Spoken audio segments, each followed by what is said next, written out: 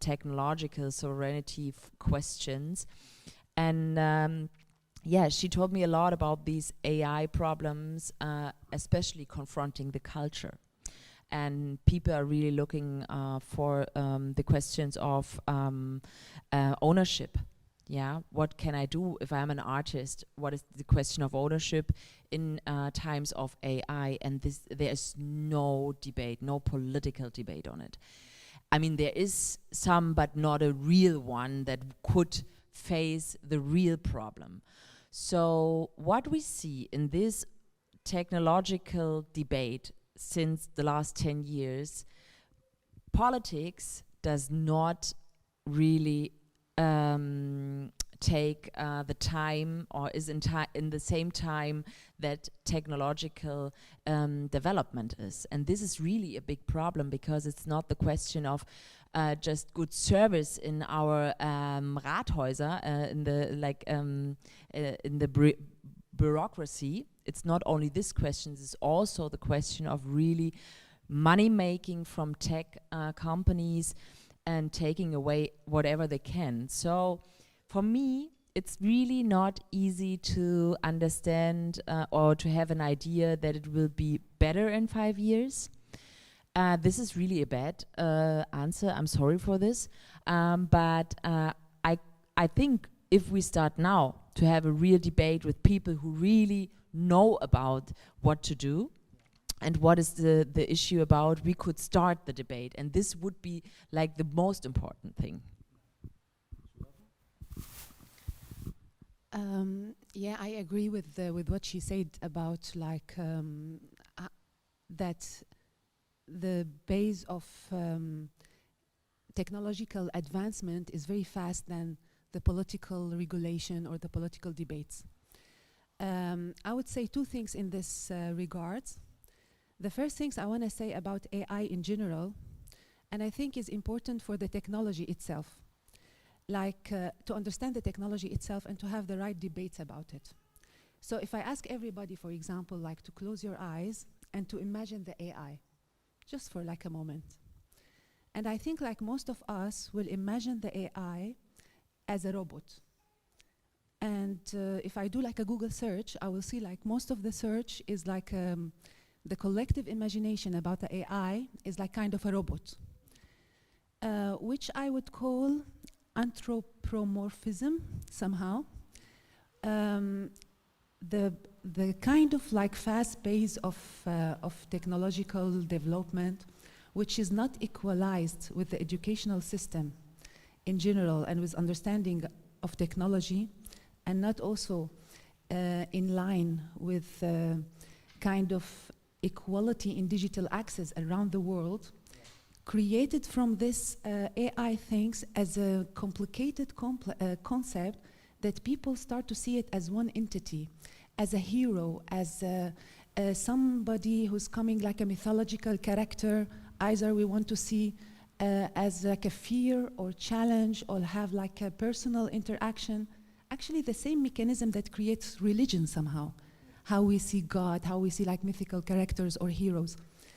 And in my point of view, this anthropomorphism, it's kind of flattening our perspective for this technology, because it says that the AI does that, the AI is responsible. But in fact, it takes the responsibilities from the companies who created this technology, and it also flattening the complex implementation of this technology itself in its diverse uses. So I would prefer, for example, to say like the Midjourney company has violated the copyrights of the people, and those who created, who've been responsible is like blah, blah, blah, blah. Or I would say like the AI technology that has been implemented in this field is okay, or it's in this company. So rather than like seeing it as one entity, I think it's very important to break it down and to see it as a technology itself. And I think part of this visualization as of a character, it's also coming from the marketing companies. And it started to be very viral after the ChatGPT. because they want all those companies who are using AI technologies, they want to feature kind of this celebrity, this like this kind of celebrity robots or celebritical character, magical character, and they want to say, okay, we are featuring this character, so then it's become more popular. So part of it also is like a marketing strategies. And I think this is also important to be taught in education, to understand the tools, to understand how is it becoming. Like, in general, if we close our eyes and we imagine the AI technologies, we would see like a CEO with a product manager, with people with the strategies, who's like doing data science and like analyzing the market and having all, and this mechanism itself is important to know whose responsibility is that and to put the regulations according to each one's responsibility rather than to say it's the responsibility of this fictional character. The second thing I want to say in like regulation, it's really important, as you say, that it's very slow, like the base. And I find it's slow in regulation and it's slow in education as well, which is very important. Our educational system is so slow, and the amount of like, we put too much money in weapons, but we don't put too much money in education. And this is very important. We're not creating like a kind of flexible entity. There is now actually something good in the EU happening, which is called the EU AI Act. And this started from 2021. It's kind of continuous of the GDPR. I think GDPR, the privacy things. And this thing is good because they are trying to put a regulation for the AI, and this is the first international attempt to put regulation in the AI in general in the world. So they have made like a 3, for example, act, like one act which is like prohibitant. It's forbidden to use the AI for social scoring, which is very important to collect data about people, to make like a human analyzing in society and stuff. This is, they forbidden it. They say it's danger in blah, blah, blah, and it should be okay in this thing. So they make like a kind of a big list of how to make a regulation, which is very good, but also it makes me a little bit sad because whenever we're talking about human rights, we're talking about European human rights. We're not talking about international human rights. So I would prefer if this would be like an international act somehow. So yeah, so those are like the main point. Thank you. We've started it with a fire of a few points. So let me put this, because you've written a book about how Airbnb distorted our markets, right? But maybe we should just talk to you people and not use the mics. I don't know. Anyway, Airbnb is one example of many an example which neither produce nor distribute products, but are what you would call dealerships. Airbnb doesn't have a flat of its own, but it actually connects people who do and then gets credit for it.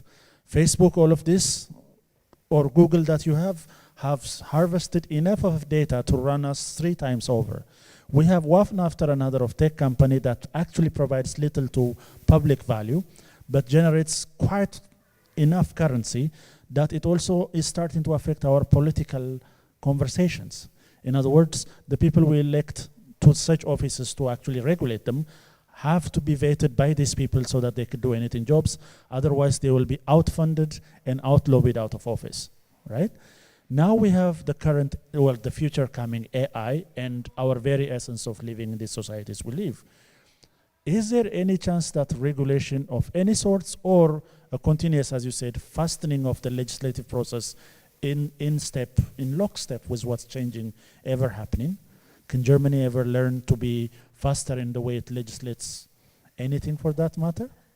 Or should we wait for the AI to start the legislation as well?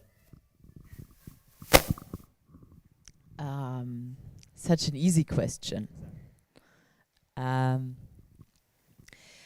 I can use your picture to answer the question, because if we close our eyes, as you said, and we look at Airbnb, we see apartments, rented apartments. It's the same with AI. If you close your eyes, I see the Pope with this white designer jacket. If I think about AI, you remember this photo on the internet, and yeah. So this is what I remember. But anyway, if you close your eyes and you think about Airbnb, you see like an apartment somewhere in the world. And this is interesting because you don't see like a platform that is just getting money out of a running system and a technological system. I mean, Airbnb could easily deal with cars, public spaces, whatever. It's just the system behind it, and like really having a digital system that can be used by other platforms as well. So nobody knows that, or most of the people do not know that Airbnb is a tech company and not apartment sharer. So this is really interesting, the picture that you made, because this shows the gap that we have, bringing together like what we see and what we have. I mean, it's the same with the money. If we look at big companies in capitalism, we would not think about the money they make and the system is running behind. And the same is with in the era of tech industry. We don't see the system behind. We only see like the product. This is wrong.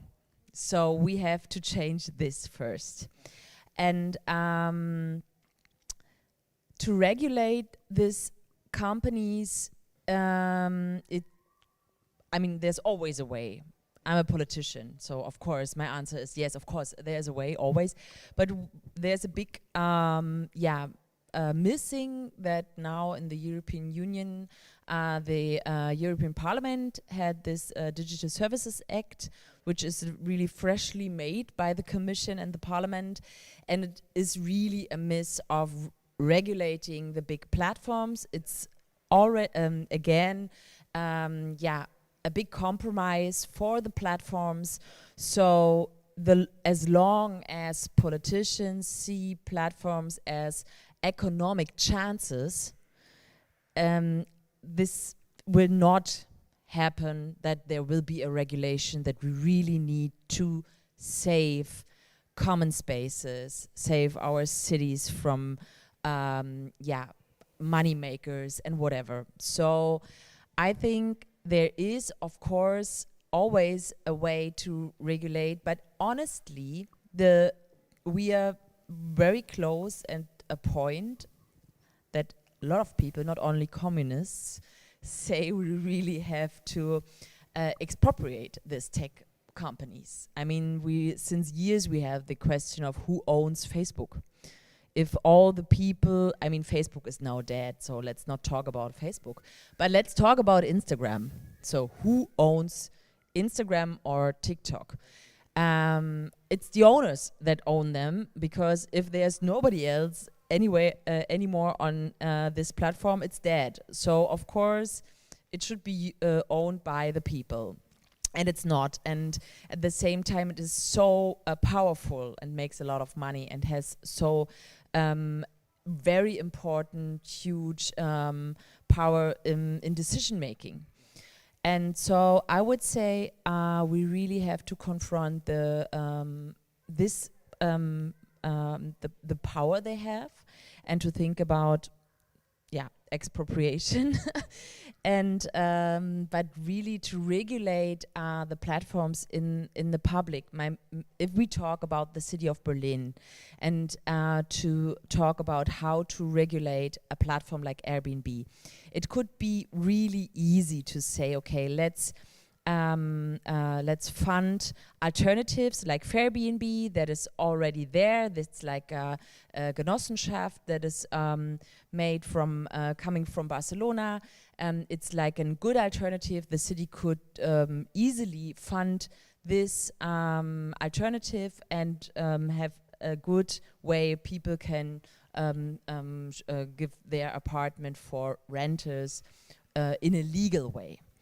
It could be very easy to say everybody, if the platform doesn't show the owners of Airbnb, it will be closed, or everybody who shows for illegal rent possibilities has to close this possibility. So there are always ways, but for this you need policymakers that really want to confront this tech monopolies, and this is not the situation right now. And you really have to have like bureaucracy that is able to regulate. And in this, I have to say, what I have seen in the last 7 years in Berlin, we are in a very bad situation, because also the political sphere does not realize yet that we really have a problem with this data monopolies like Airbnb, and this is not just a question of just losing houses, which is really a big problem in the city, everybody knows, but as well having like a data company like Airbnb growing bigger and bigger, and you don't know what will be next. So in the end, we really have to... A startup counting the other startups. A political startup that looks at the startups and says, okay, you have harvested data. No, we don't need political startups. We need the liberals out of all the parliaments, and because they are the worst. And it's really important to have a political discourse about what's going on. I mean, like this discourse today, but as well having journalists talking seriously about this question, having like universities really talking about, not funded by the tech companies, but talking about the tech companies. We have to have, like what you said, education, fab labs. Pupils have to go next to the school to fab labs to learn how to decreate their iPhone and so on. It's really what society has to be organized, self-organized, to really confront this consuming of tech and really doing it on their own. And yeah.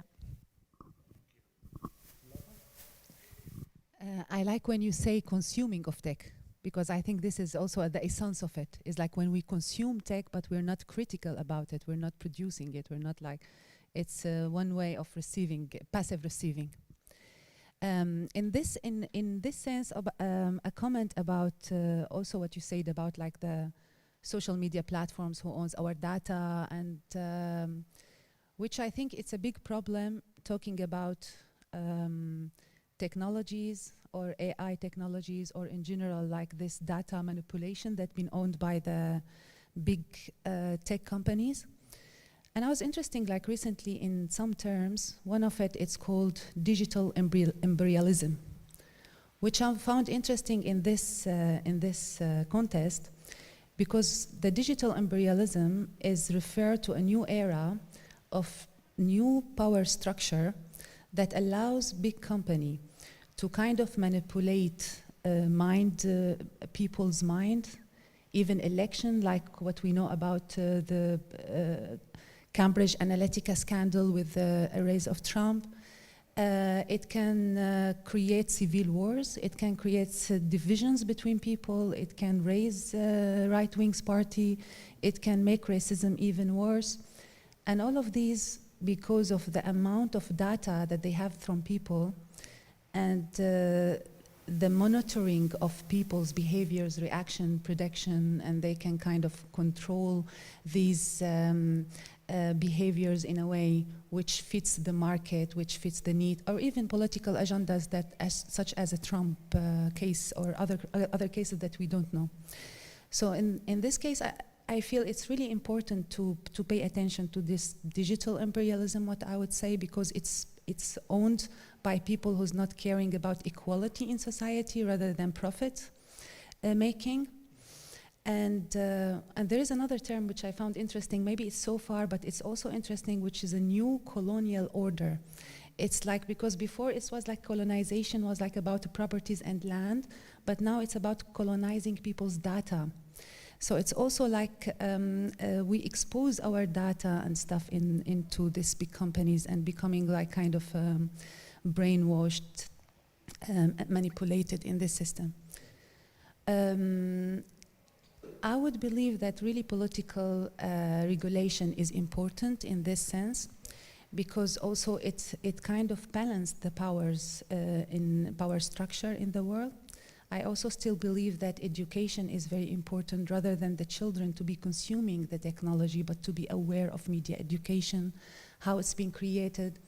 It's very easy for us to believe that the news is true, the Facebook is true, especially for children. The information that we're getting is true.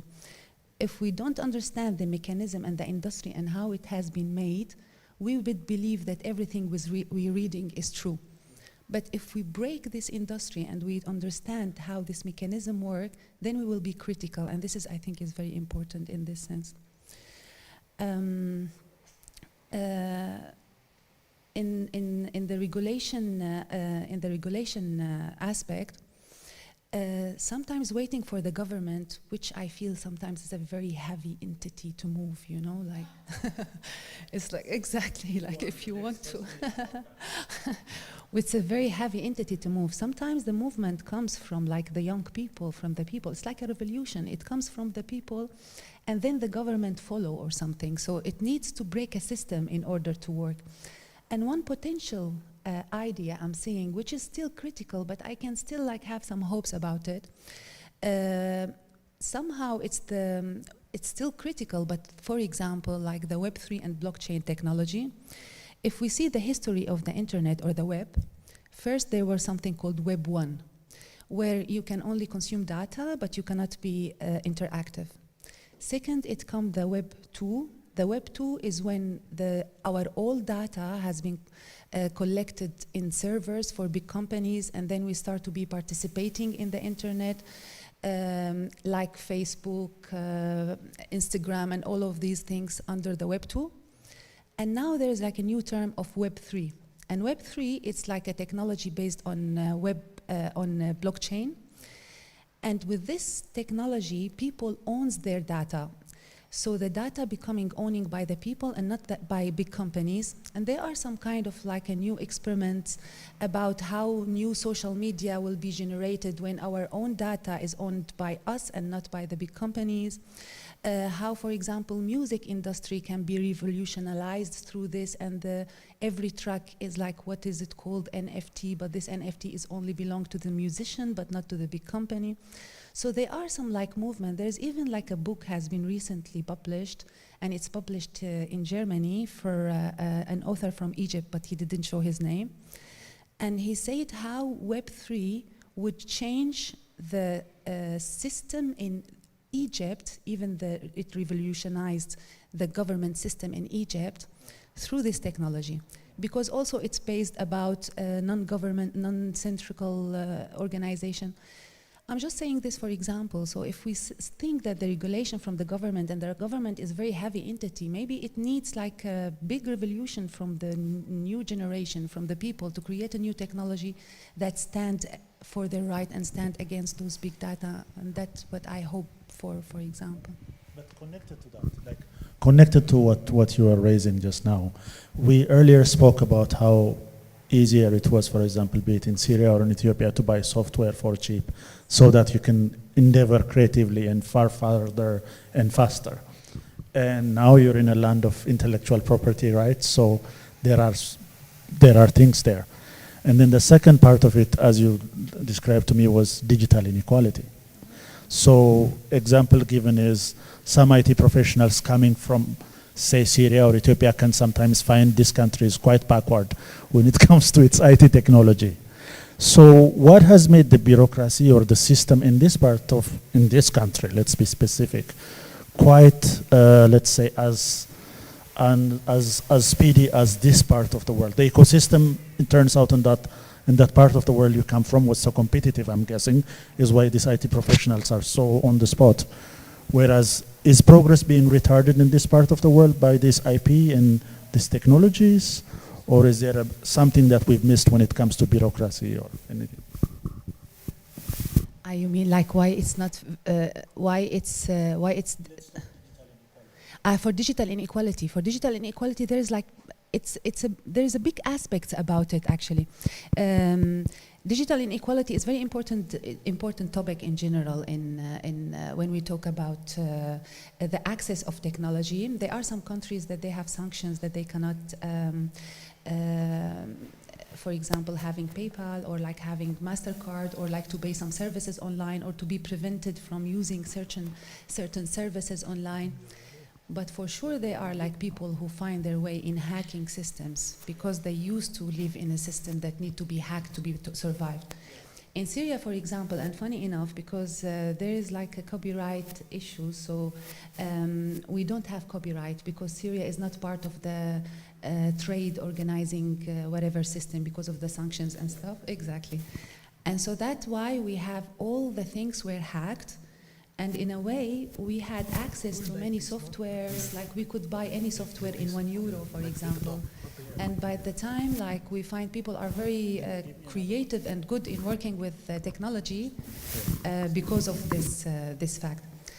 But this is one aspect of it, exactly, because like this copyright create like a hacked system that people can hack it and they can learn and they can have like advancement in technology and stuff. And the other part which is sad, which is like there is really inequality in using this system. I would say something that this inequality is like very complicated and it has like many layers of let's say, of complexity. Like a very simple example, which is a little bit of harsh reality example.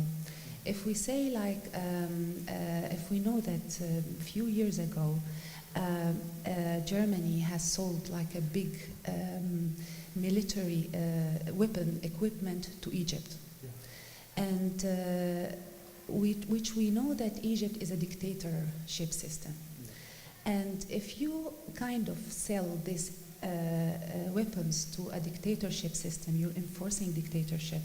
This dictatorship system, for example, is preventing people from using Web3 and blockchain technology because they know if it's decentralized, then they're using their centralization. So it's also so the enforcement of dictatorship in different countries is enforcing digital inequality. It's enforcing any kind of advancement in technology that might threaten any liberation movements or something like that. So I think it's very complex in this sense.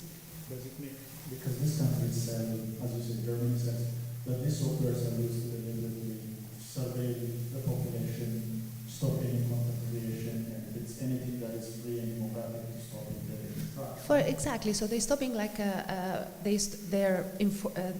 in my point of view, this act enhance or like empower a dictatorship regime, that this dictatorship is kind of controlling the technological advancements which might lead to a better human right. Or worse, it becomes systematic in the sense that the very advanced government formation actually leads to a polarization, ways to stifle creativity and stop creativity. Yeah, that sounds like yeah. That's a terrible scenario to look at, I suppose. But so we're told to hold it. So that's supposed to make it better. Apparently that's going to solve this problem, but we'll see. Today, as much as I can, we will talk about politics and what you've done your work on and what you've done. But let me start, or let me at least further the conversation by this. The EU has just posted a report that said Twitter was the largest platform for disinformation, specifically Russian misinformation and disinformation throughout Europe. Now, I try to look at the definition of disinformation and cut short. What disinformation means is government-sponsored campaigns of information dissemination towards a negative outcome in another country. It's basically saying the Russians saying the Ukraine is not a country is a disinformation. And the EU has finally come up with this damning report, and yet we discover they're not going to do anything about it because of public property and every country having its own decision-making authority within the EU and them having nothing to do with it. Now, when they manipulate the economic system for financial benefit is one thing. When they go exactly against the democratic institutions that are supposed to run these countries. Where is the line where, as you said, short of expropriation, that a corporation is stopped from doing anything, or essentially disconnected from a system for providing harmful content to a democracy at large? Where is the line, or where is let's say, where is the legislative capacity come in to stop such a thing? If, for example, Germany found out that Twitter is doing this, would Germany have the power to stop such a thing? Would politicians agree to stop such malicious interference in the country's political affairs? Okay, ich werde jetzt auf Deutsch sprechen. Also, das kann ich auf gar keinen Fall. Ist das okay? Ja, das kann ich auf gar keinen Fall auf Englisch beantworten. Also, das ist sowieso schon eine sehr komplizierte Frage.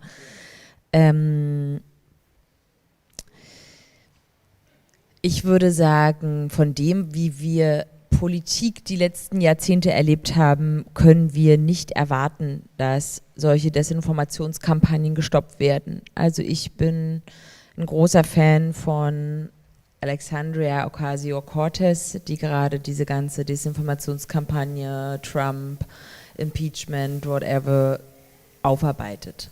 Ja, und man muss sagen, dass ja die Frage, wo sind Menschen, die sich einem solchen großen Widerspruch in den Weg stellen, die sich einem solchen Angriff in den Weg stellen.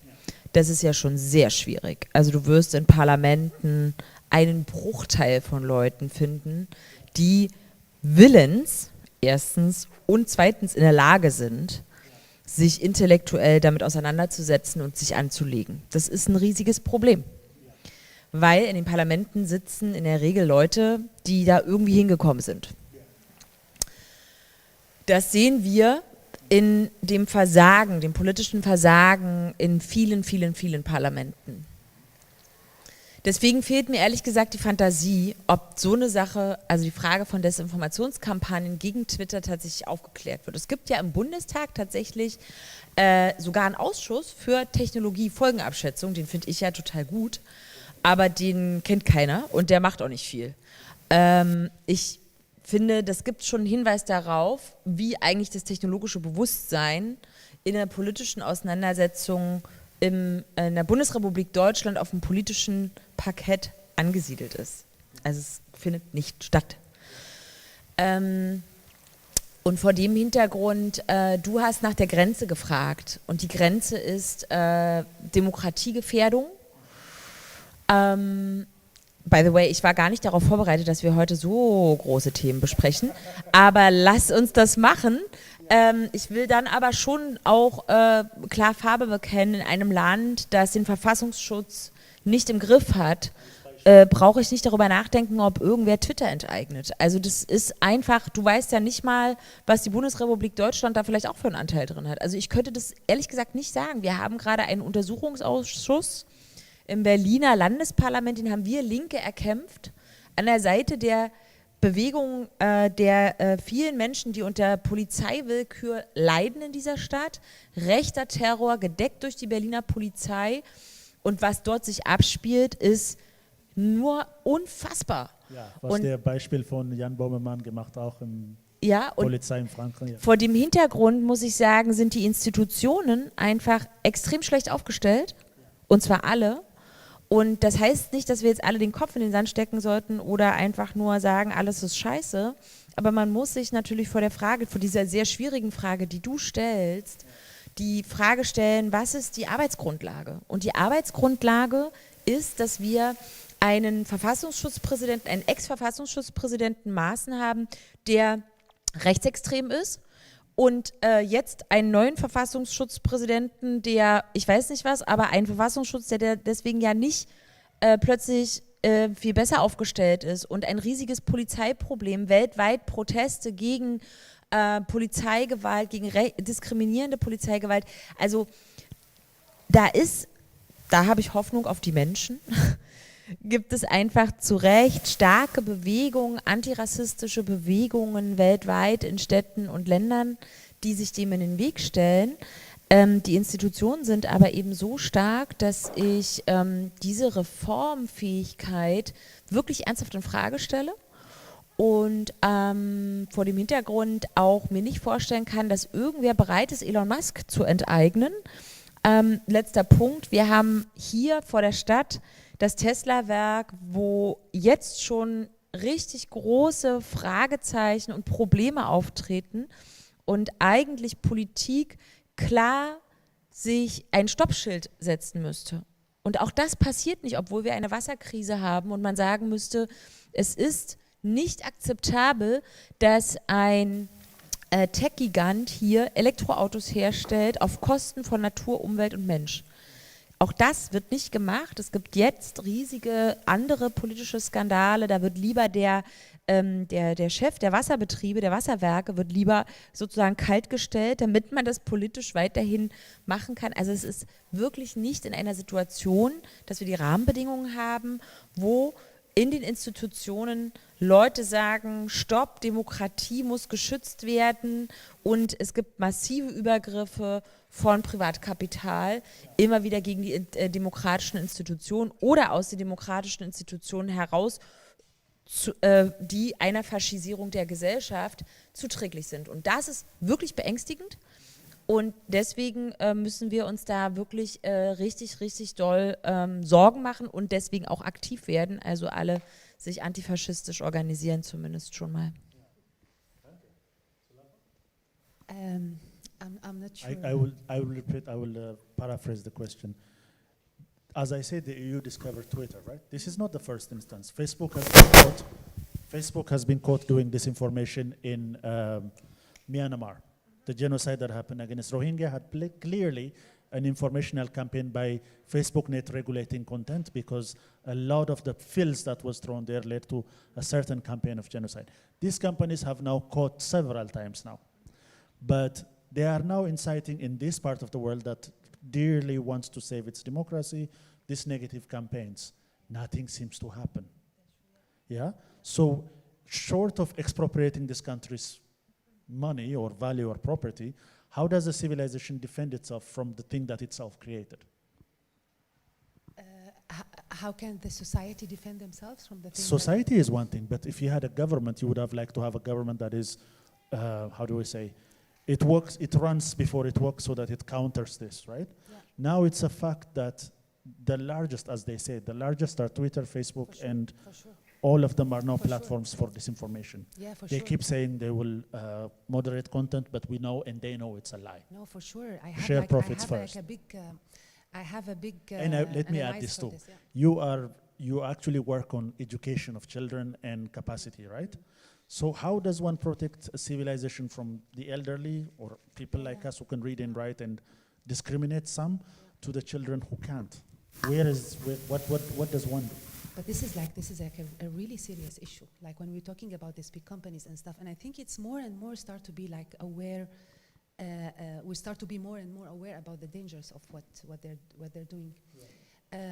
There should be like a clear regulation, governmental regulation. As I was saying, like it's like a digital imperialism, whatever it says, because it's based on data of people, and then it's controlling what they're doing, it's dividing people.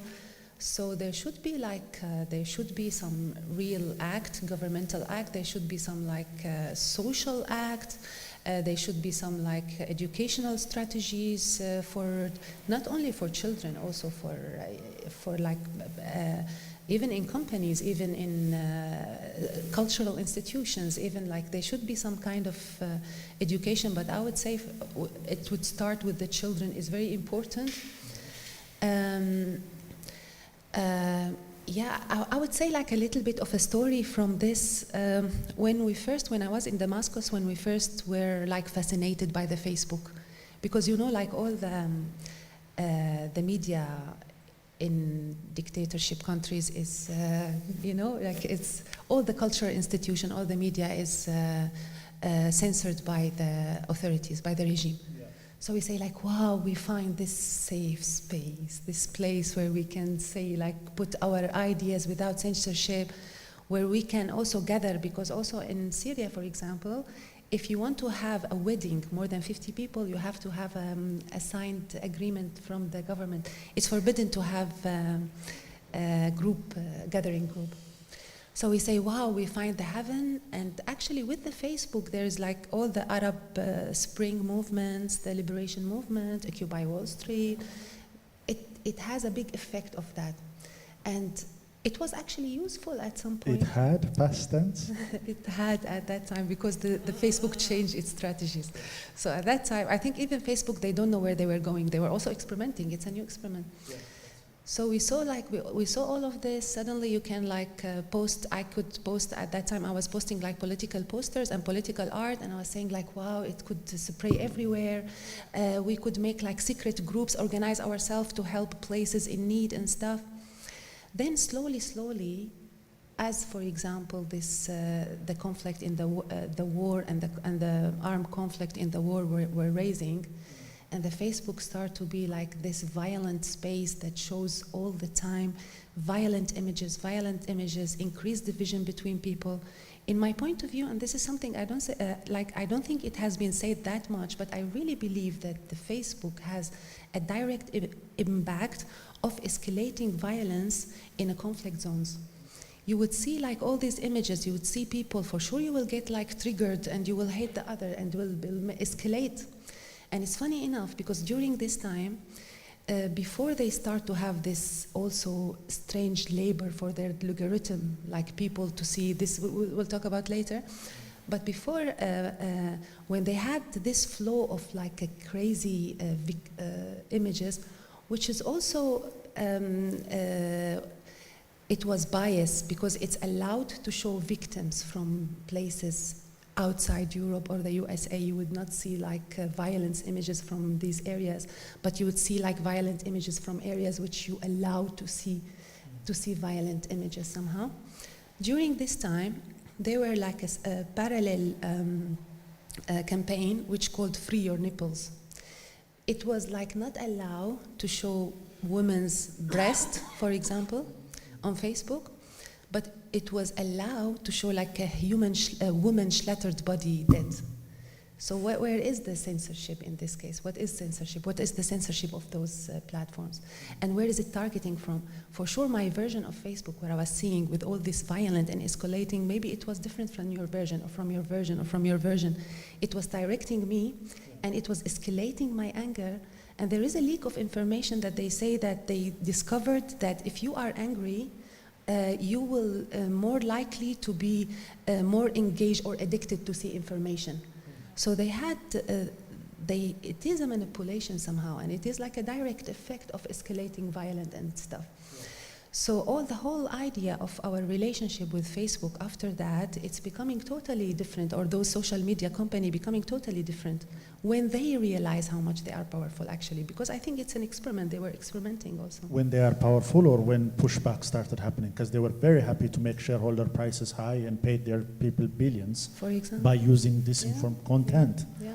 But government pushed back a bit and they pretended to do something about it, and the game is the same. Exactly. Even worse, in countries like where we come from, now they have given them what I call suicide keys, which is, if a country starts organizing for another revolution, they now know how to cut the internet off to stop it. For example. Yeah? So the evolution of this is not for the people, but against the people, because the corporations have decided that, being in agreement with this government is better and generates currency than being around that. Exactly. Yeah. So the thing is, like, all these companies, they have this power in the world is wrong. Yeah. And this should be stopped at some point. Either by government, either by education, either by, but government regulation, I think you were talking also about that, it's really important. Like, this is something is really important to have somehow. Let's localize the conversation to Berlin, and let's have a short answer to this so that we can have one more question, and then we go back to our musical, interlude.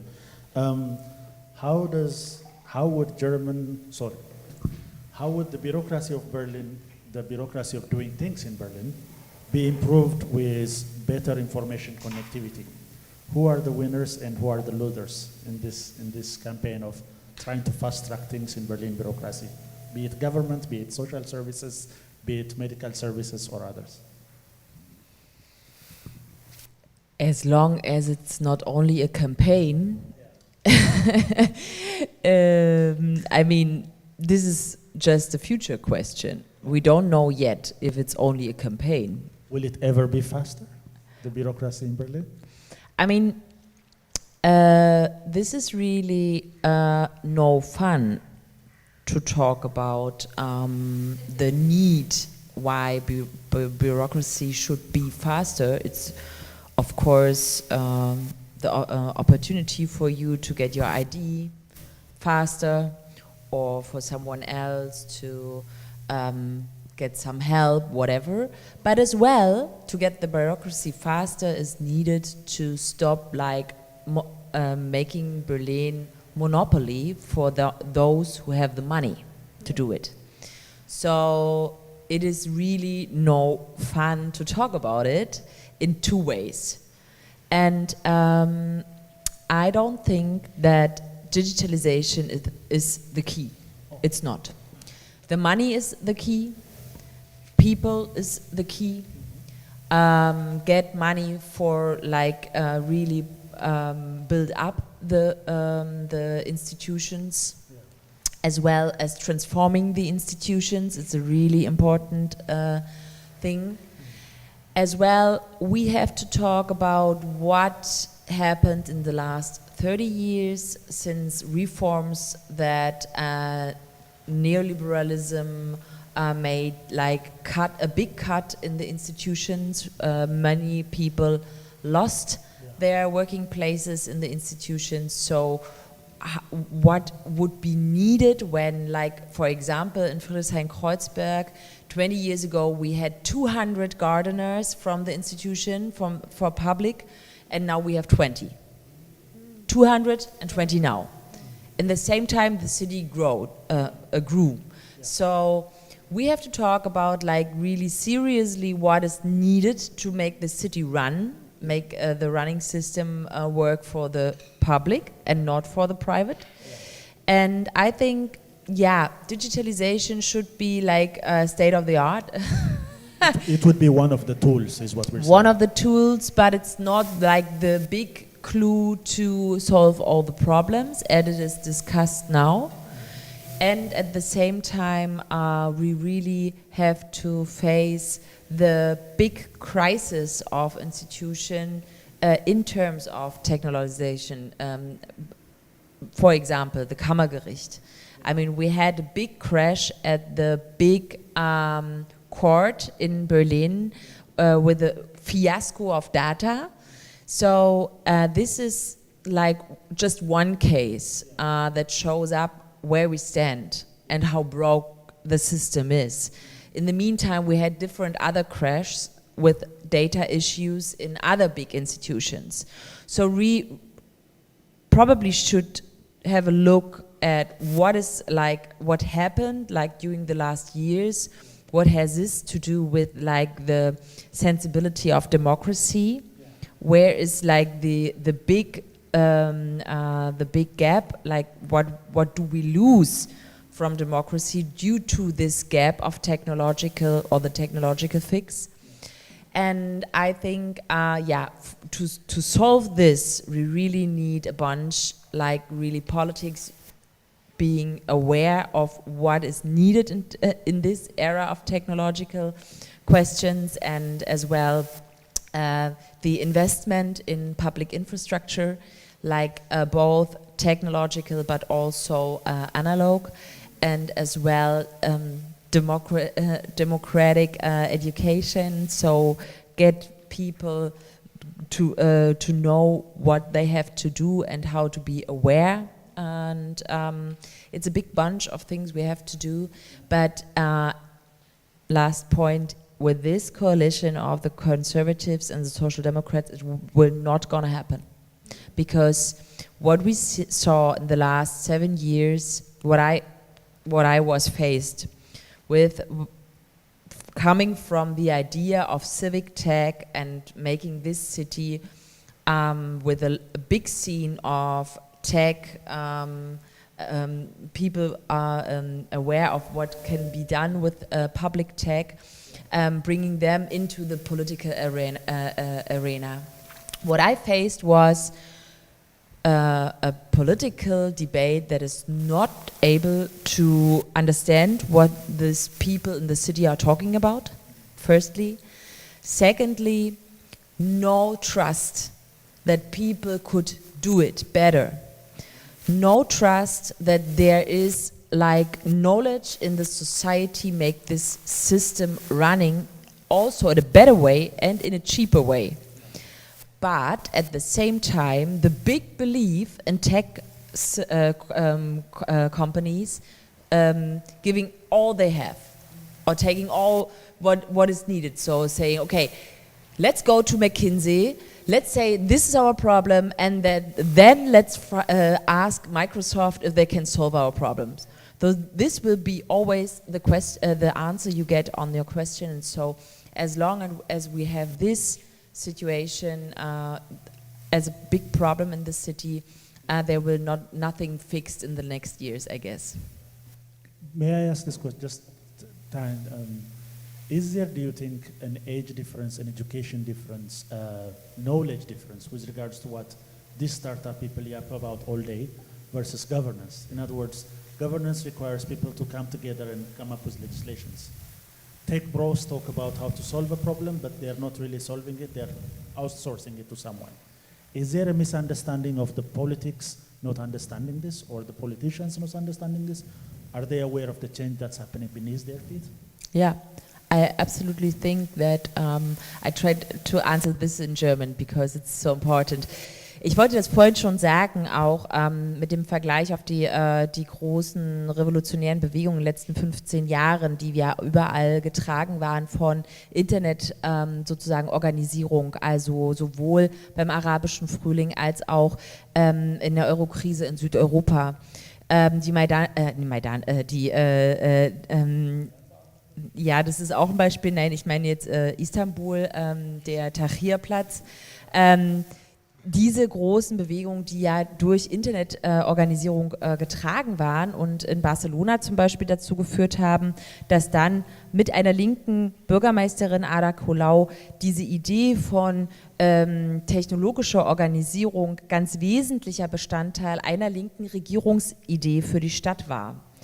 Und das ist total interessant, weil diese Situation jetzt ja als Erfahrungswert uns trägt. Deswegen bin ich auch gar nicht so sozusagen skeptisch, dass es gar nicht gelingen kann, sondern ich denke schon, dass diese Erfahrungswerte der letzten 2 Jahrzehnte total wichtig sind für diese ganzen Zukunftsfragen, die du heute aufgeworfen hast. Ich glaube aber, dass das Politikmodell, was jetzt gerade auch genau an der gleichen Frage der zivilgesellschaftlichen Organisierung auch scheitert, also die vielen Regierungen, die weltweit scheitern, wenn Klimaaktivisten sagen, es reicht, wir wollen eine andere Politik und sagen, nee, das müssen wir jetzt aber trotzdem so machen und in dieser Weise gegen die Menschen regieren die ganze Zeit. Ist sozusagen, stehen sich da diese unversöhnlichen Blöcke gegenüber und wir sehen, dass tatsächlich dieses Politikmodell gegen die Menschen Politik zu machen massiv scheitert, in Permanenz. Die Frage ist nur, wann ist der Moment gekommen, dass es friedlich aufgelöst wird und am besten nicht durch einen Militärputsch. Also da habe ich große Hoffnung auch für dieses Leben hier in unserer Welt, aber ich glaube, dass tatsächlich diese Blöcke, die sich jetzt hier so in allen Ländern unversöhnlich gegenüberstehen, etwas damit zu tun haben, dass eben Regierungen viele Jahrzehnte in Deutschland zumindest getragen waren von, es gibt ein Problem, wir kaufen uns die Lösung ein, ja, und nicht zu sagen, da sind die Menschen, wir organisieren uns die Lösung gemeinsam mit ihnen. Und diesen Schritt muss man gehen und wenn man ihn nicht geht, dann läuft das Ganze vor die Wand. Davon bin ich überzeugt und genau das haben wir in anderen Ländern gesehen und in einer anderen Dramatik natürlich mit anderen Rahmenbedingungen, aber ich glaube tatsächlich, dass deswegen diese Frage der zivilgesellschaftlichen Organisierung auch im technologischen Zeitalter jetzt wirklich sozusagen eine richtig große Stellschraube ist und eine richtig wichtige zentrale Frage. There is a reason I asked this, because you raised it wonderfully. One was, an American example is a senator put out a public vote saying, should we support the Ukrainians in their current war effort? And a group called NAFO, North Atlantic Friendly Organization. It is an online group of activists that are fighting disinformation in the Ukrainian war on the Ukrainian side. They got in there and made the poll so stupid, the poll was unbelievable afterwards. And this gentleman said, and I quote, who funds these people, who supports them, and who are they against? This 60-something old man forgot that these are voluntary activists who actually got together for a cause. They don't owe their loyalty, they don't owe their sovereignty to anybody else. Politics has come to an age where people now unite on these platforms and decide certain things that the politicians educated in the process of decision-making on ballot boxes and legislating that takes 18 months to even read are coming to such a disconnect. That's why I ask. The European version of it is the Klima protests, this the last generation conflict that's happening. Some of what happened in Bavaria to treat them as criminals and so happens from the disconnect that these youngsters are now connected on platforms and are looking for a change that you people who've done politics for 100 years in the way you do have not heard these people and decided to act against it. And I might even say there is a disinformation there for the information that reaches the politician. To call a 17-year-old a criminal for putting his hands with something is something to the point where, hold on, who's feeding you this information? These are your own citizens doing such a thing. Who's feeding you the disinformation to think these people are a menace to society and a danger to national security? Yeah? So there is a disconnect that I'm looking at. This is why I have the trouble understanding. Do these politicians even understand what's going on around them? Yeah. But I will leave it there and then ask my last question. This would be for Sulafa and me and Katalin. I asked this question and I actually took a poll. This was the only one I've done it. The conversation I had in my mind was, within this future, which is technically faster and information technology applied, there will be a role for minorities. In other words, I wanted to ask where minorities play in this. In other words, does this become advantageous to them or disadvantageous? Interestingly enough, what I heard was, especially from migrants that come to this part of the world, in the past 5-6 years, from the Syrian time of migration, what we've discovered is these kids have smartphones and they are connected. And one school of thought said, no, they will benefit from it because information is available now, and we're going to help one another get ourselves through the bureaucracy of belonging to this country eventually, being a productive citizen. Another one said, every time we think we make it, the goalpost changes. And therefore, as soon as we think we have the information changes, or we can't access it, or we're always trying to catch up to a system that's going faster, and it's going to go even more faster. So, Sulafa, how is this going to help us? Is this time going to be good to us, bad to us, or where are we going to get to? To minority or to what? To minorities that are in this Berlin, or for that matter, on a broader perspective. The technology, you mean? The technology? The fastness of information technology and everything that is going to be going even faster and faster. Okay. It's interesting when we talk about the minority. I have to really think a little bit about it because I think, for example, there is a misrepresentation in technology for minority. You know, it's hard for me to see like is advanced technology is helping minority or not, because I'm seeing them like part of the society somehow. So I see like the effect of the society is the effect on them equally somehow. Yeah. But maybe I would feel it differently in the representation in the platforms. Even like when we talk, for example, about AI technologies, I think it's being designed in a biased way, and in a kind of a way from the get-go. Exactly, from a way that like these tools that is being used by many people, by children, and it's becoming very popular, and it's becoming like one of the main tools that we're using in our daily life. It's designed in a biased way, in a way that it has a misrepresentation for minority or for diverse cultures or for different cultural group, because they're being designed in a centrical way. in a very centrical way. So in this sense, I would feel there is a danger in this, in the representation or in the use or in the fast base of these advanced technology, because they have been created and produced in a certain part of the world, ignoring the other kind of like cultural aspect and cultural representation of other people. So in this sense, yeah, there might be like some people who feel excluded or presented wrongly, presented in a narrative that is not really their own narrative. So in this sense, it might be problematic. But so the question then becomes, designed as it is to serve a majority in which the minority was never counted, how do we catch up is the question. First is, how do we make whatever is available also cater to the needs of the minority? But also as we go along, how do we make sure that there is a fair, equity is a very funny question, but at least a fair enough representation of this. How do we achieve that we get as fairer and accurate information about the services, that our participation in the political process, the society, Zivilgesellschaft, how do we go about that? I would be very optimistic here and say education might help. Okay. So like still the education and also the fair education of different diverse group, including like different people, and raising debates. And education is making people first critical, and then, as you said, you remember consumer, then it might make them producer, not consumer. So if you start to be like a producer of the technology that you consume and critical, so that might help. Actually, we had like me and Karam, who's back the camera and who we cannot see. Karam is the cameraman.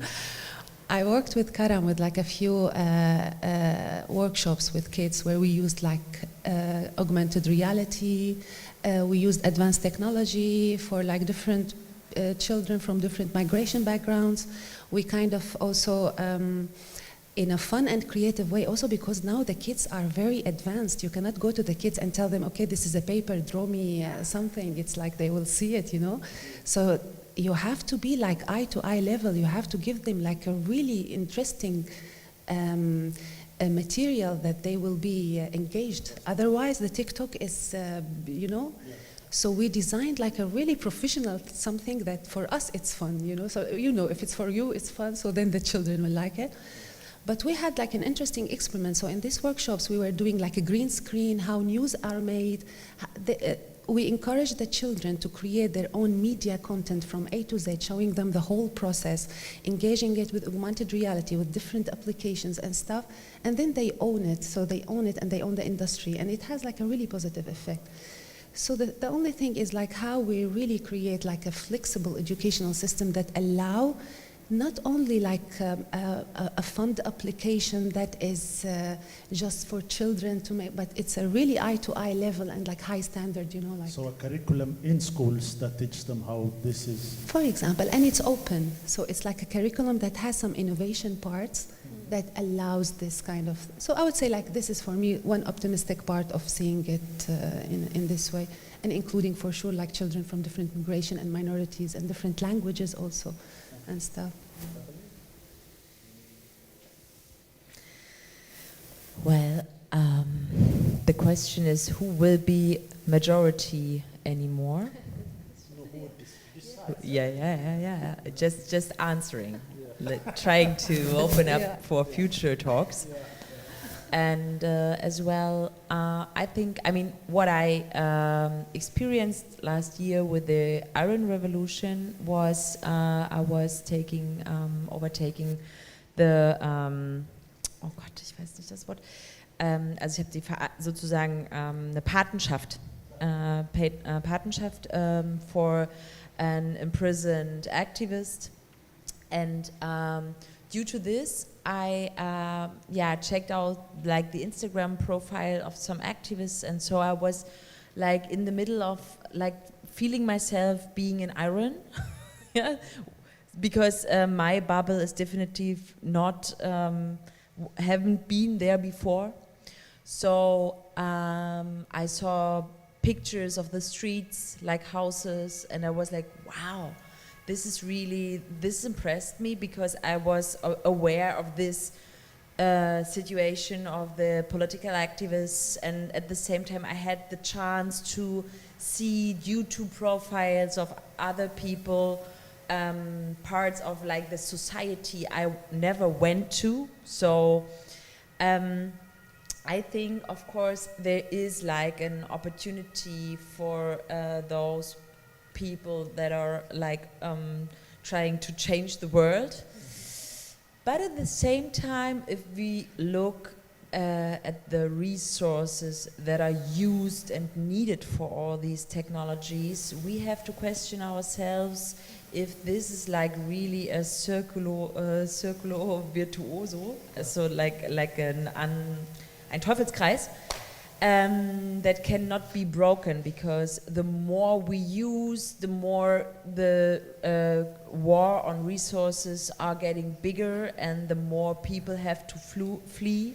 So I will answer your really big question again, maybe with a question. Yeah. If it is really, if there's hope, definitely due to technology there is hope. Yeah. But if we don't face the means of production and the way technology is produced and who can decide what will be produced and like the resources, there's no democratic way to decide who needs which resources. Yeah.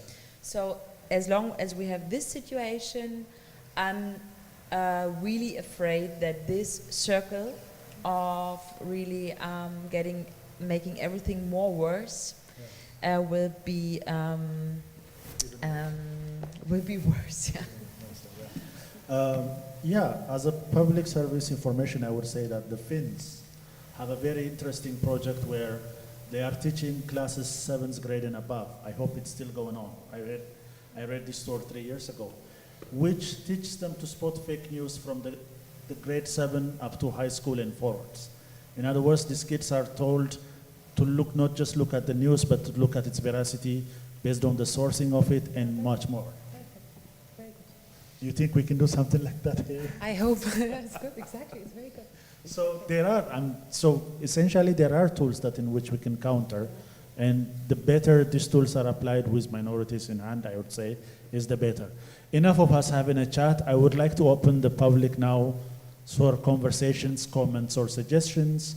I shall give my own mic because I should now be silent. Anybody got a question or any comment that you would like to share? Suggestions? Intellectual appraisals?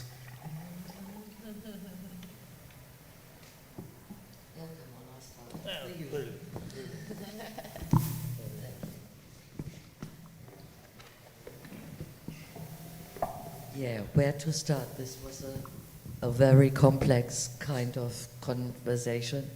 I thought what sprang to my mind was two really artistic, interesting words. The one you used was decreate Facebook, which I find interesting in an artist thinking kind of concept. And the other one, of course, would be deconstruction. So I think as much as students should be shown how to produce, they also should be shown how to deconstruct, pieces of media. So that covers the one aspect of it. On the political base, I would say, I mean, there is Robert Mercer in the US, okay? So Robert Mercer is known to be Donald Trump's largest endorser. Yeah, he donates the most, or has been donating in the last campaigns the most to Donald Trump. So you have a name, you have a person, you can personify a company or several companies. So what government that can be sure of its own institutions then should be able to be doing is go and legally tax them. On the one hand, and on the other hand, minimize the political influence. Yeah, but what we look at in reality is actually we have Musk, we have Mercer, we have God knows who, the Amazon owner, yeah, who have an amount of political influence and power that we should think, how can we minimize that? And that's also, I think, a process of deconstructing, i.e. the way how they got there. So we need to change our values away from having more and more and more and more, i.e. the greed. So, yeah. So, but what do we put into that kind of value system instead? When money doesn't count anymore, what do we put in its place? Time? Question open Leisure? to everyone. Thank you. Yeah. Anybody would like to add anything? Maybe I can. I would like to add something. By the way, it's not only expropriation; it's also tax the rich. Thank you for your statement, and at the same time, I would like to add that my party, Die Linke, is the only party that gets no money from private companies. All the other parties get money, big money from the companies. So you're invited to be a member. And last one, what you or what we didn't talk about today. I mean, we didn't talk about Wikimedia and Wikipedia, and we could also talk about Julian Assange. And this is like the big scandal we have since like the question of the free internet and free media.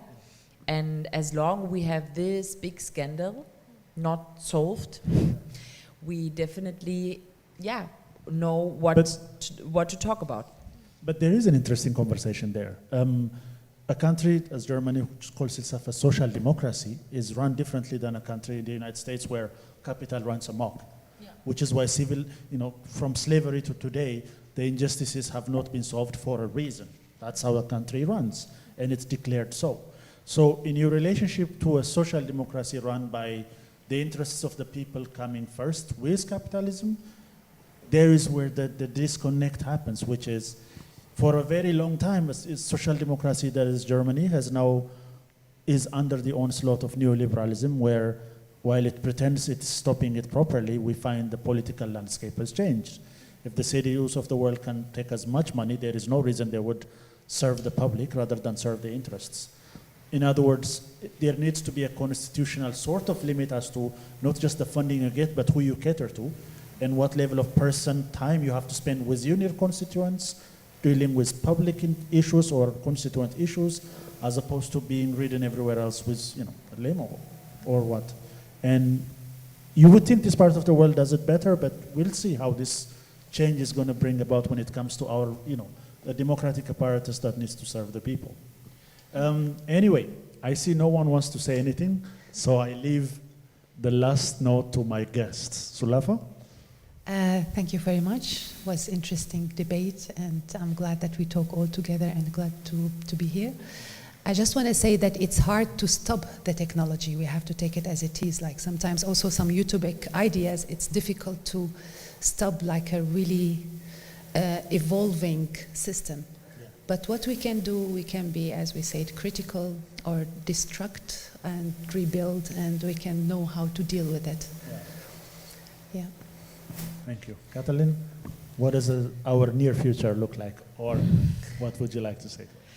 Let's have a look at the past. This would be very helpful to raise questions how to structure the future, and yeah, as well, I would like to thank you for this really big question you raised today. I was not aware of this. I assure you it was not the intention. We're But going to have a really- light-hearted evening, but... No, it but is the I really like the conversation, and I really take a lot out of it, and to really make this point of, yeah, stop, maybe not tech, but stop big money.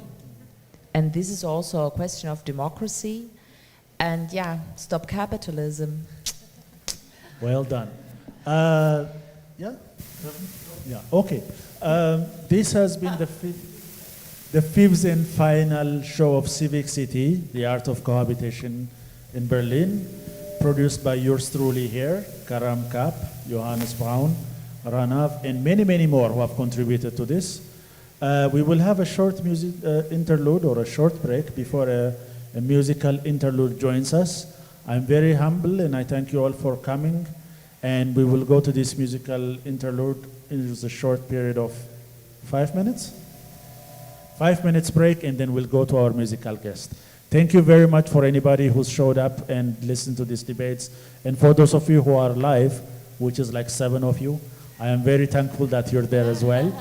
And hopefully I will get a platform, or we will get another platform to continue this conversation. I'm eternally grateful to Katalin Ginebur for being here and Sulafa Hijazi for being here. Thank you for everything that we have so far achieved.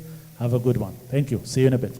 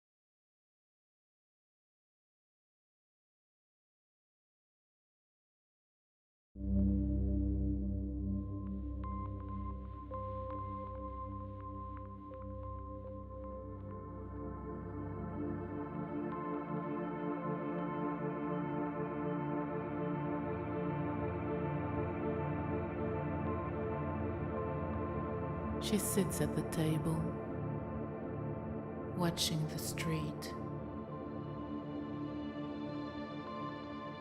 She looks at the faces passing by, each 1 o'clock.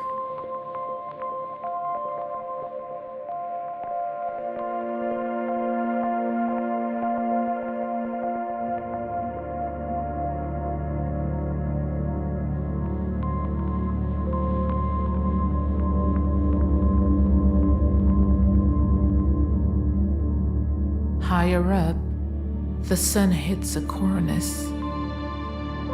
A jet shines silver.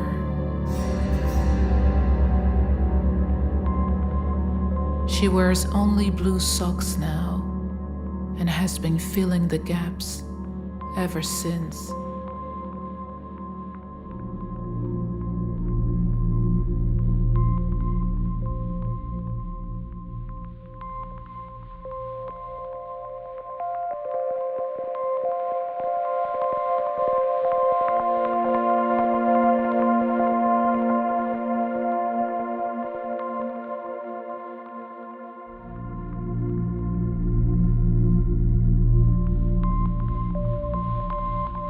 A way you'll never be.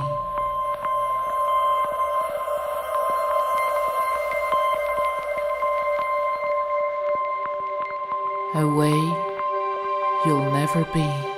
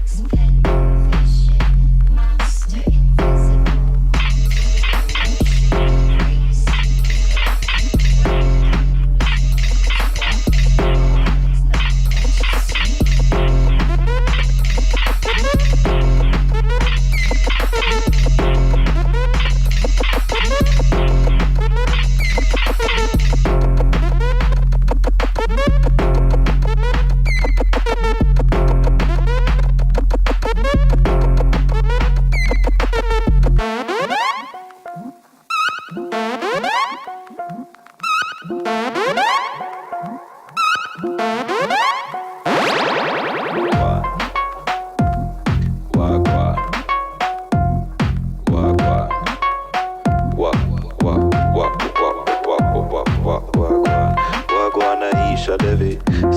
clear and sound well heavy. Sound well firm and sound well steady. Ever clean, ever fresh, ever newborn ready. Wagwan Aisha Devi. Sound well clear and sound well heavy. Sound well firm and sound well steady. Ever clean, ever fresh, ever newborn ready. Wagwan Aisha Devi. Sound well clear and sound well heavy. Sound well firm and sound well steady. Ever clean, ever fresh, ever newborn ready. Wagwan Aisha Devi. Sound well clear and sound well heavy. Sound well firm and sound well steady. Ever clean, ever fresh, ever newborn ready.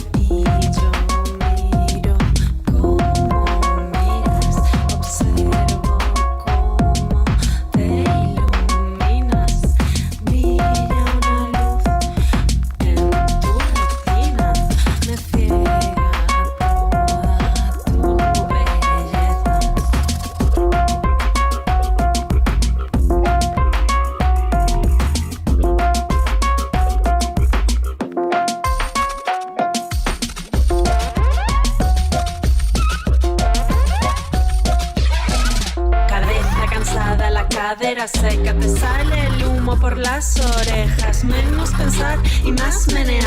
Menos quejas y más perrear.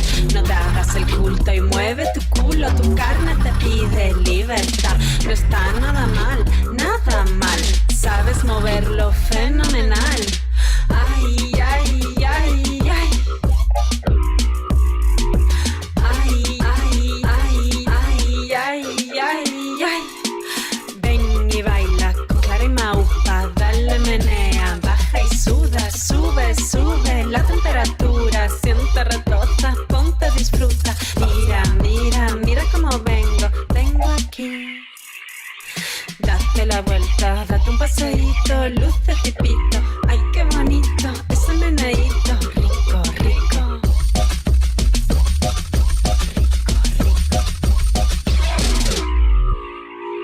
Hueles el humo del infierno, oyes tus huesos en el fuego. Son nuestros cuerpos bien pegados, se frotan, se buscan, es puro pecado. Qué guarro, qué sucio, qué turbio.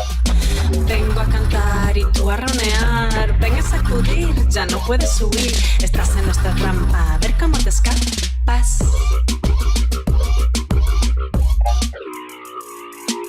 Ay, ay, ay, ay. Mi pobre corazón, no muevas tu bombón. Miras, juzgas, nunca lo dejas. Amigo, hay que saber bailar para poder. Y si no sabes bailar, pues lo intentas. Esto no es un paso adelante, chicos. Estamos aquí para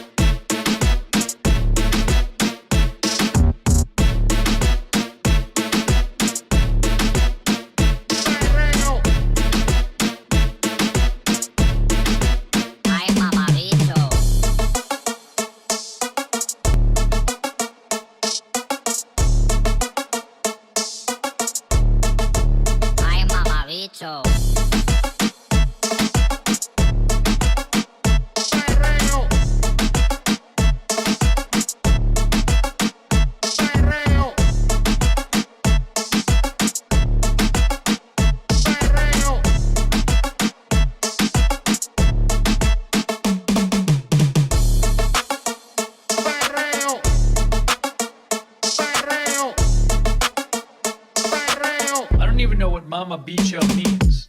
I'm Mama Bicho. I'm Mama Bicho. I'm Mama Bicho. I'm Mama Bicho. Mama Bicho. I'm Mama Bicho. I'm Mama Bicho. Mama I'm Mama Bicho. I'm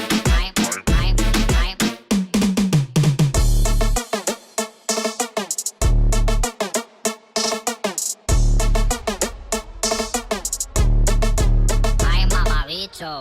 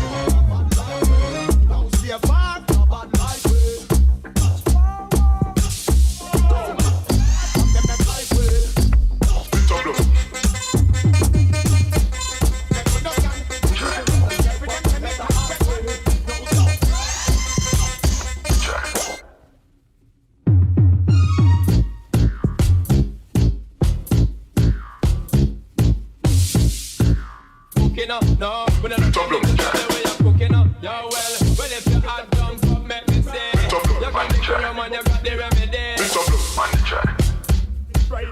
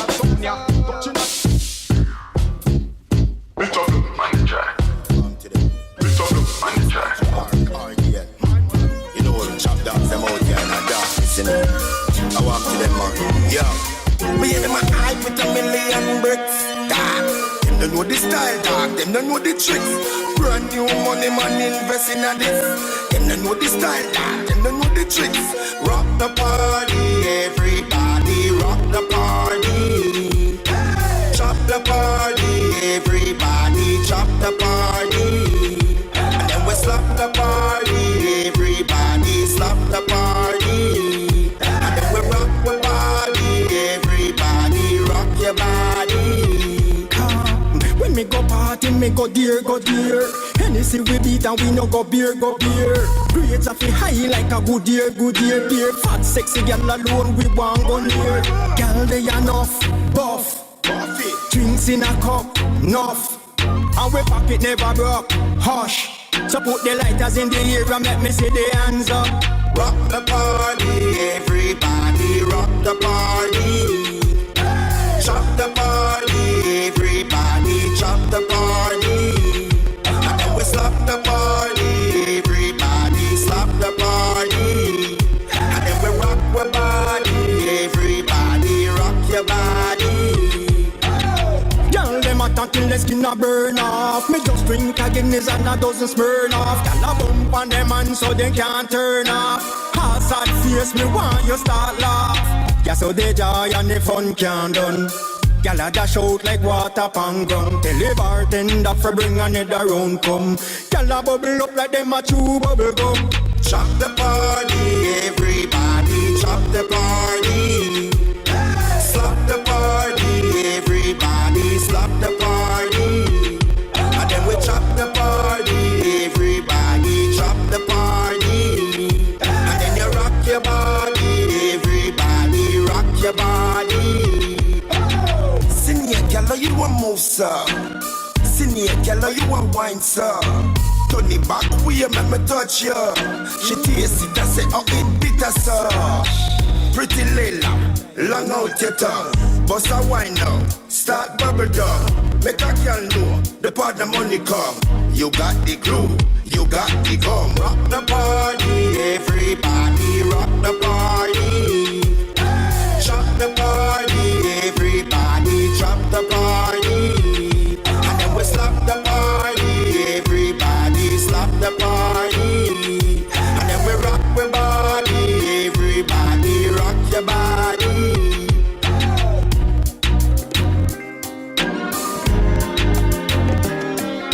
How Jah prepare table before right in the presence of high enemies. Though the road may rough and tough at time, Jah will guide I through times like these. Protect I from all those indicious species and from those presumptuous enemies. Yay, my guiding star, you make me prominent. Preparing for the future, I am provident. Ruler of the earth and all the elements, I stand so firm, there is no replacement. Here I am, me and me goal. Me nah get rid I and go sell my soul. Me nah go the wrong way that I've been told. Myself I've got to control. Can me see it again? Jah I am my guide me on the street again. From hypocrite backbiters and flesh eater them. Can't win the battle, I defeat for them. Praise the police and the prison them. Far you fi stay from the whole of them. I never let them catch you in the trap again. Jah I am my guide and protect again. Yeah, my guiding star, you make me prominent. Preparing for the future, I am provident. Ruler of the earth and all the elements, I stand so firm, there is no replacement. Here I am, me and me goal. Me nah get rid I and go sell my soul. Me nah go the wrong way that I've been told. Myself I've got to control. Me and Jah a stroll. Burn them a passion and the bird control. Free up get a youth and put some on parole. Make them drop a road and get a payroll. Oh no so heartless, oh no so poor. Free up all the gate on the port more toll. Press on get a youth and don't sell no soul. Tell your liquor that and no dance pan no cool. Yeah, my guiding star, you make me prominent. Preparing for the future, I am provident. Ruler of the earth and all the elements, I stand so firm, there's no replacement. Here I am, me and me goal. Me nah get rid I and go sell my soul. Me nah go the wrong way that I've been told. Myself I've got to control. Come and see it again. Jah I am my guide me on the street again. From hypocrite backbiters and flesh eater them. They can't win the battle, I defeat for them. Praise the police and the prison them. Far you fi stay from the whole of them. I never let them catch you in the trap again. Toda la gente me entiende cuando yo le canto ay brioso. No le doy la tregua al enemigo embrioso. Solo doy a la gente lo que la gente me brioso. No era mi intención hacer ese estilo un poco de los que no paro, no paro. Disparo y nunca termino. Y el reggae nunca fallece porque Yankee está vivo y está aquí para darte sí lo que nadie está poniendo dar. Que es el pueblo hagamos fe que te pone a danzar. Como dice, donde mi nombre no vengas. Si quieres de mi perdón ahora. Y dice, donde mi nombre no vengas. Si quieres de mi perdón ahora. Yo soy un hombre con estilo grande y siempre misterioso. Al entrar cantando dice la gente es maravilloso. Toda cualidad mi reggae ahora la crío.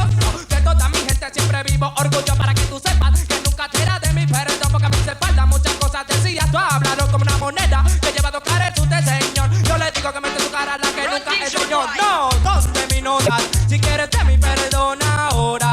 Y dice, donde mi no vengas. Si quieres de mi perdón ahora. Yo lleno al hombre cuando canta y la gente brinca. Esa niñora se mueve y busca de mi tinta. Yo le doy dime hagamos fe si lo necesita. Yo soy hombre de promedio y el hombre te explica. Que tú mires a todo el mundo cuando Jackie canta. Tú lo ves ahora moviendo y después yo salta. Y comenta que ese reggae mira a mí me canta. Esa es la de Yankee que no tira perdonar y dice, donde mi no venga. Si quieres de mi perdón ahora.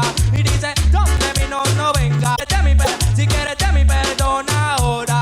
Y Yankee viene acá y está seguro de que viene a atacar. No intentes parar a esta persona que no puede acabar. Yo, architect.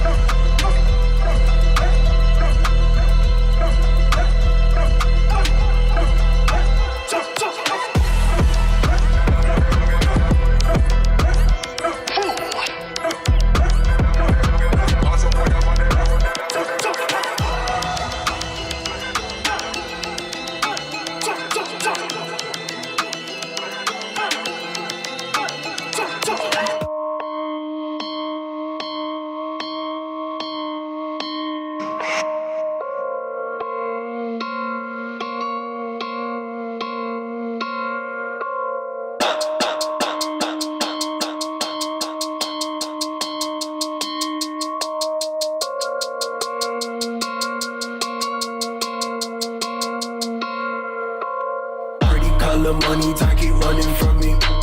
So far out to sea, I can't wait to kiss the sand. When you say you love me, do you really love me? High up in the tree, I reach down and get my hand. Grip me tight, I take you where you want. I don't gaff, I don't play, I don't front. Grip me tight, I take you where you want. I don't gaff, I don't play, I don't front. 2015, I thought my life was over. Put my soul inside this music shit and got stepped over. 2016, I lost my grandfather, a fucking soldier. That shit perplexed me, and I blame myself for all of it. If I was older, richer, less bitter, I'd be a better son. I was so obsessed with the figures, forgot about the sum. I was shown another way, and it was full of love. So even though a lot of shit depressed me, even though a lot of shit upset me, I remember where I'm from and shrug it off. I remember that this world is full of loss. Pretty color money, time keep running from me. So far out to sea, I can't wait to kiss the sand. When you say you love me, do you really love me? High up in the tree, I reach down and get my hand. Grip me tight, I take you where you want. I don't gaff, I don't play, I don't front. Grip me tight, I take you where you want. I don't gaff, I don't play, I don't front. I need good tree, no rules, no sleep, no room, all night, roll up whenever we want. Outside, cruising around with you all night, alright, this cannot be true. We both to let loose on them, made them call a truce on man. They don't know what to do when I'm on 10. Every night I was thinking about revenge. In the end, who I was and what I am. No mistakes, just events. Kill them all, then repent. So far out, sinking way too deep. For too many nights I ain't getting no sleep. So far out, sinking way too deep. For too many nights I ain't getting no sleep. صوتنا أوضح زي حفلة في نص الليل. عملية في البيت في الأقصى عمي حتى لو بكفر أصلي تدين. جيب جيش فوت على الحارة بتغلب. مقناب للصوت بالدق بتقلب. أنا شاب متكتك أصلي مرتب. صوتنا أوضح زي حفلة في نص الليل. عملية في البيت في الأقصى عمي حتى لو بكفر أصلي تدين. جيب جيش فوت على الحارة بتغلب. مقناب للصوت بالدق بتقلب. أنا شاب متكتك أصلي مرتب. ببلاط نعبي السما تنسيق تدخل على كفر عقاب. بدك جيش تفوت على مخيم. نحكيش اسماء اذا حدا طلب. بدك جيش تسيطر. هليكوبتر وضعك دهور. نحكيش اسماء هالعمي بنتي كده حدا فيكو صور. حدا شاف حدا صاف من الواقف ما بالدور. لأنا فالع جامعة ولا عمري كنت بسم النار. ما بالدور في الدور ومركب استنى شوي. لازم نروح بلا شي ضايعة. بطفي ايداي حط سلاحك. شمر طلق بيروي ذراعك. عناي قوافق الشنون طبقة طلقة الرعب. اطلق نكلك شداده بتمسخر وكنكلك شداده بتعلق. وافق الشنون طبقة طلقة الحب. طلقة الصدقة طلقة الملك. ده طلع ملي. نحفر في الارض ارض. نطلع زي جن تليفوني بضل ضل تن. نحفر بالارض ارض. نطلع زي جن تليفوني بضل. نصكم كلكم جواسيس هيكين علينا. فطاحلة هذا الزمن الصعب المر اللي فيه احتدم الجدل وبطل حدا يحكم على حدا. فطاحلة هذا الزمن المجروح. إلى قدر أنا بمشي بلا روح. على رب أتوكل أنا نوح. صوتنا أوضح زي حفلة في نص الليل. عملية في البيت في الأقصى عمي حتى لو بكفر أصلي تدين. جيب جيش فوت على الحارة بتغلب. مقناب للصوت بالدق بتقلب. أنا شاب متكتك أصلي مرتب. صوتنا أوضح زي حفلة في نص الليل. عملية في البيت في الأقصى عمي حتى لو بكفر أصلي تدين. جيب جيش فوت على الحارة بتغلب. مقناب للصوت بالدق بتقلب. أنا شاب متكتك أصلي مرتب.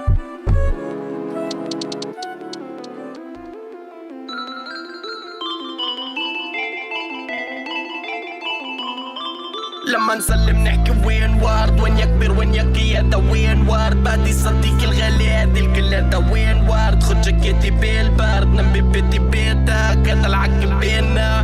لما نسلم نحكي وين وارد. وين يكبر وين يقيادة وين وارد. بعدي صديقي الغالي هادي الكلادة وين وارد. خد جاكيتي بالبارد. نم ببيتي بيتك هذا العقل بينا. وضع محير مش لابس طاقية وهذه الدنيا هيكاية. اللي بيعرف بيسألش عن الأحوال اللعبة اللي يسأل كيف حلي. سمعتك كلك مبدئيا يبدو إنه وصلنا الكاع. سندي الشرة تسندي باعك في شرك عنا خيا. هي مش منظر هذه الطاقية زي هوية. ما بتعمل زي أصلك أو بطلك علقة فيها. اسمع مين يسألك لك وضعك يوم كنت يوم تحكي الكل يضحك. وفي يومك الأسود من بضحك يوم توقع من مدلك الداية. هسه بتطلع بالعلالية اوعك تطلع بالعلالية. هسه بتطلع بالعلالية اوعك تطلع بالعلالية.